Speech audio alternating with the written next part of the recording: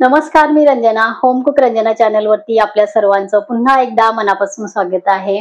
मी दररोज नवीन जुन्या एक्सपेरिमेंट केलेल्या रेसिपीज घेऊन येत असते. माझ्या रेसिपी बघण्यासाठी होम कुक रंजना चॅनलला सबस्क्राईब करा. बाजूचं बेल आयकॉन प्रेस करा म्हणजे माझ्या येणाऱ्या रोजच्या नवीन रेसिपीचं तुम्हाला नोटिफिकेशन मिळेल. आजची रेसिपी होणार आहे पनीरची.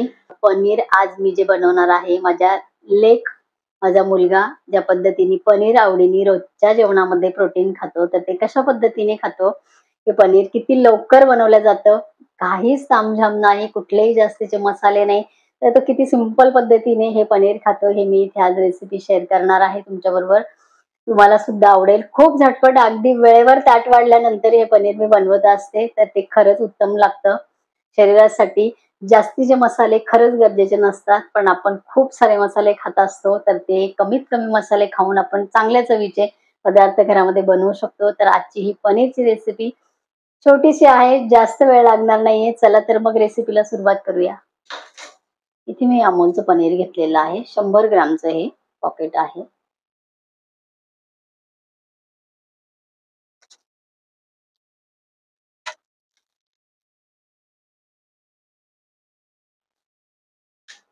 पनीर इथे मी कापून घेते. सगळे तुकडे मी सारखे करणार आहे. हे बघा.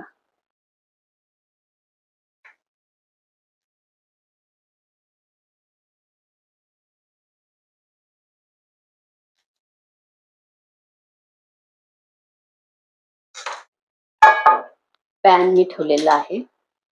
थोडस घालणार आहे तेल. अर्धा टीस्पून फक्त तेल घातलेलं आहे. तेल गरम होऊ द्यायचंय. तेल झालेलं आहे गरम. 2 चिमटी फक्त मी घेतलेले आहेत इथे जिऱ्याचे दाणे. 2 चिमटी फक्त आहेत. 1 चिमूटभर घेतलेला आहे हिंग. 1 चिमूट परत इथे हळद घेतलेली आहे आणि पनीर जे तुकडे केले ते टाकायचे. गॅस मिडियम केलेला आहे.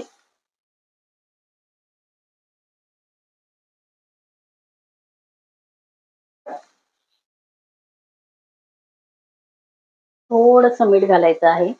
अगदी थोडस मीठ, फक्त एका चिमटीमध्ये बसेल एवढंच मीठ मी घेतलेलं आहे.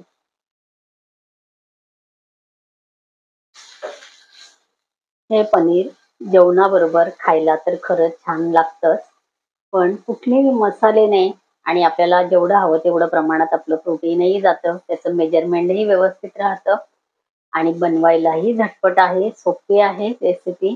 पटकन जेवणाचं ताट आपण एकीकडे वाढलं आणि एकीकडे हे करायला ठेवलं तरी सुद्धा आपली सगळी जेवणाची वाढण्याची तयारी होईपर्यंत आपलं पनीर इथे अगदी पटकन तयार होतं. इतकी सोपी ही रेसिपी आहे. छान ह्याला आता कलर येऊ द्यायचा आहे सगळीकडनं आणि असं मिक्स करत करत आपल्याला हे परतवत राहायचंय. 1-2 मिनिट फक्त हे परतवत राहिले. सगळ्या साईडने आपले छान इथे कलर आलेला आहे बघा. ह्याच्यापेक्षा जास्त पण आपल्याला फ्राय ते करायचे नाहीये. इथे आपलं मस्त पनीर परतून झालेलं आहे. जेवणाचं पोळी भाजीचं ताट वाढेपर्यंत आपण हे पनीर तयार करू शकतो. ज्यांना रोजच्या जेवणामध्ये काहीतरी प्रोटीन हवे असतं तर हे पनीर तुम्ही नक्की करू शकता.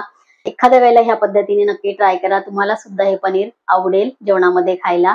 तर आजची रेसिपी आवडली असेल तर मित्र परिवारांना शेअर करा. आजची रेसिपी करून बघा, कमेंट करा.